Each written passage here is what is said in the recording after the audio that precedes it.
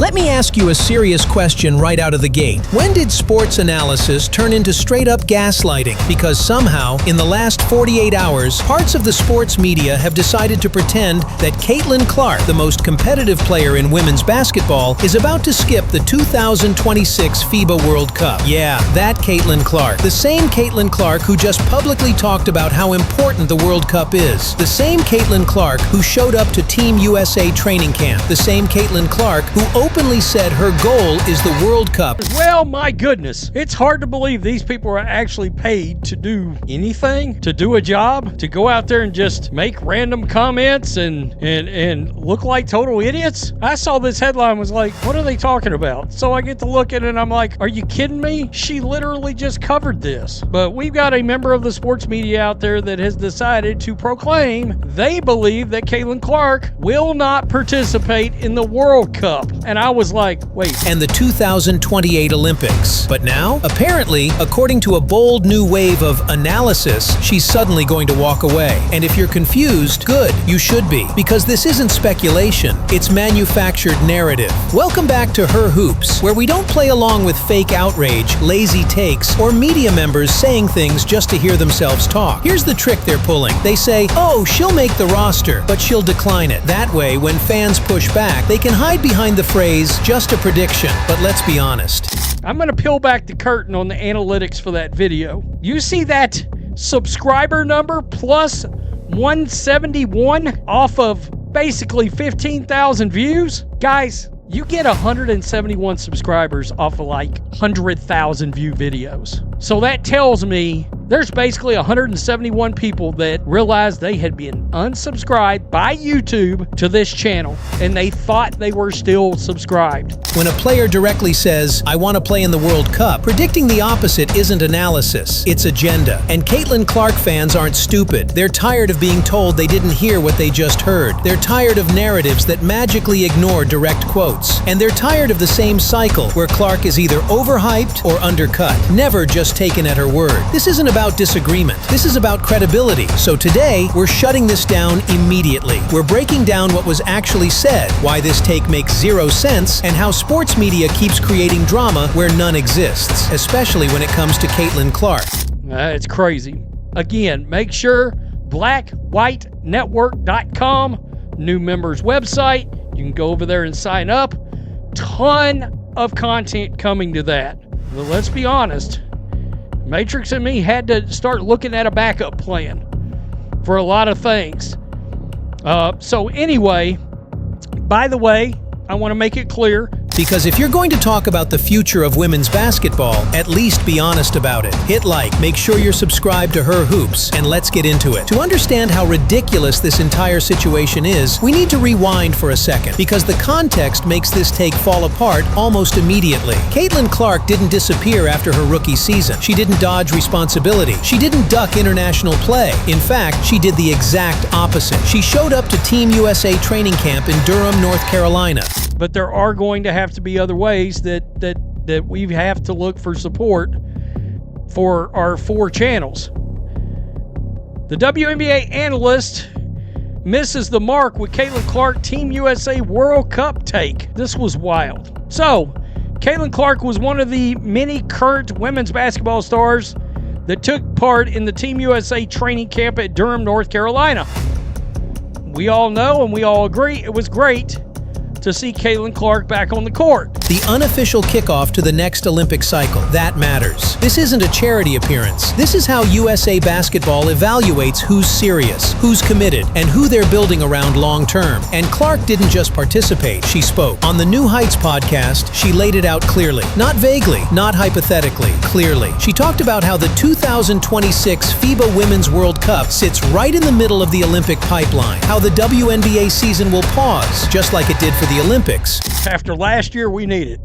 Quote, technically, the World Cup in the past has almost been harder for us to win because there's more teams to play in the World Cup than teams qualified for the Olympics. So times it's harder to win. So hopefully I'm on the team for that. She just come out and said, I want to play in the 2026 FIBA World Cup. Clark added, of the 2026 FIBA World Cup, And my goal is to be on the Olympic team for 2028. So players can compete. How historically, the World Cup can actually be harder to win than the Olympics because of the number of teams involved. That's not the language of someone looking for an excuse to sit out. That's the language of someone who understands the weight of international basketball and wants to be part of it. And here's the key line everyone seems desperate to ignore. She literally said she hopes she's on the team. Not maybe, not we'll see, not depending on how I feel. She tied the World Cup directly to her long-term goal of making the 2028 Olympic roster. That's how USA basketball works. You don't skip major international tournaments and magically stay at the front of the line.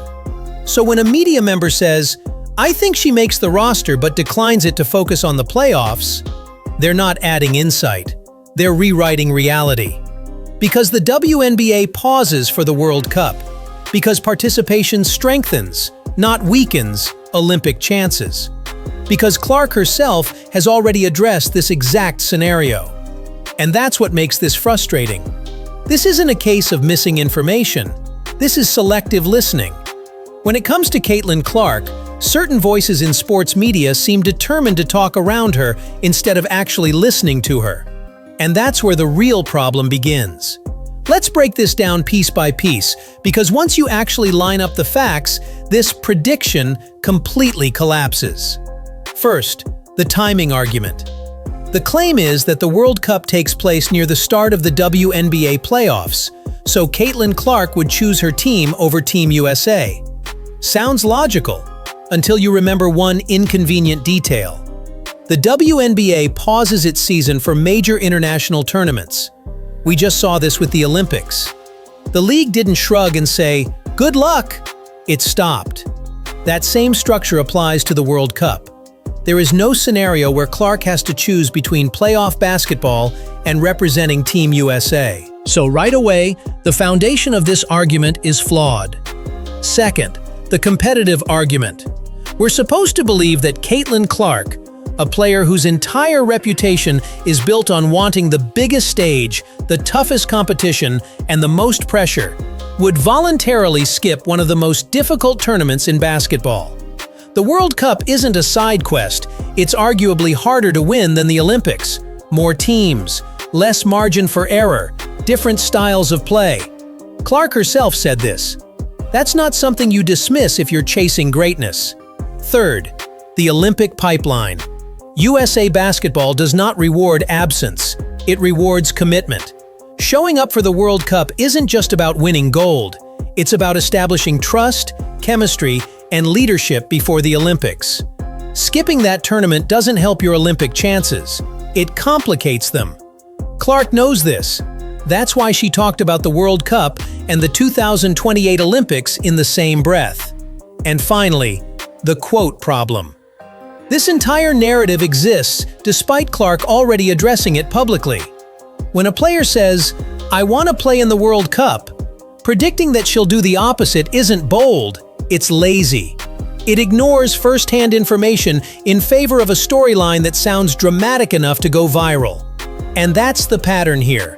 Instead of reacting to what Caitlin Clark actually says, some media members react to what they wish would happen, because controversy drives clicks. But facts don't care about hot takes, and this one doesn't survive even basic scrutiny. Here's where this stops being a bad take and starts looking like a pattern. Because when you step back, this isn't just about the World Cup. It's about how Caitlin Clark is covered, and miscovered, by certain corners of sports media. Think about the contradiction. When Clark dominates, the narrative becomes, well, let's see her do it at the next level. When she adjusts, it's, she needs more help. When she commits to Team USA, suddenly it's, maybe she won't actually show up. Notice how the goalposts never stop moving. And that's why this prediction lands differently. It's not neutral. It subtly paints Clark as someone who might duck competition, prioritize personal success, or shrink away from the international stage, even though her entire career says the opposite. No one is making these predictions about other stars with the same confidence. No one casually assumes they'll skip major tournaments despite direct quotes saying otherwise. But with Caitlin Clark, the doubt is automatic. And then there's the gaslighting of fans. Clark fans aren't reacting emotionally, they're reacting logically. They heard the podcast, they watched the training camp, they understand how the WNBA schedule works. When they push back, they're told, "Relax, it's just a bold prediction." But here's the issue. Bold predictions still need to make sense. You can't ignore stated goals. You can't ignore league logistics. You can't ignore how USA basketball actually functions. Yet that's exactly what's happening. And it feeds into a larger tension inside women's basketball media. The constant need to manufacture friction around the league's biggest draw. Instead of letting Clark's career unfold naturally, there's a rush to create hypothetical controversy before anything even happens. Why? Because Caitlin Clark moves the needle. Because mentioning her guarantees engagement. Because doubt travels faster than truth. And the irony? If Clark did skip the World Cup, which she won't, the same voices would turn around and criticize her for it. That's the trap. Damned if she plays. Damned if she doesn't. So no, this isn't harmless speculation. It's another example of how narratives get built first, and facts get added later, if at all. And the longer this continues, the louder the disconnect becomes between what Caitlin Clark actually does and what the media keeps pretending she might do. Now let's go a level deeper, because this isn't just about words. It's about how Caitlin Clark operates, both on and off the court. Start with the technical side. USA basketball isn't casual. It's not a pickup run. It's a long-term evaluation system built around trust, availability, and adaptability. Players who commit early, show up to camps, and embrace international play don't just earn roster spots, they earn institutional confidence. Clark understands that. She's not walking into this blind. She's been around elite basketball her entire life. She knows that the World Cup isn't just another tournament, it's a proving ground. Different rules, physical play, shorter rotations, faster adjustments. For a player who thrives on problem-solving and pressure, that's not a deterrent, it's an opportunity. Now look at the personal side. Clark has never taken shortcuts. At Iowa, she stayed when leaving would have been easier. In the WNBA, she didn't ask for special treatment. She took the hits, the doubles, the expectations, and kept showing up. Her identity as a player is rooted in availability and accountability. So the idea that she'd voluntarily opt out of the World Cup after openly calling it important runs completely counter to her track record.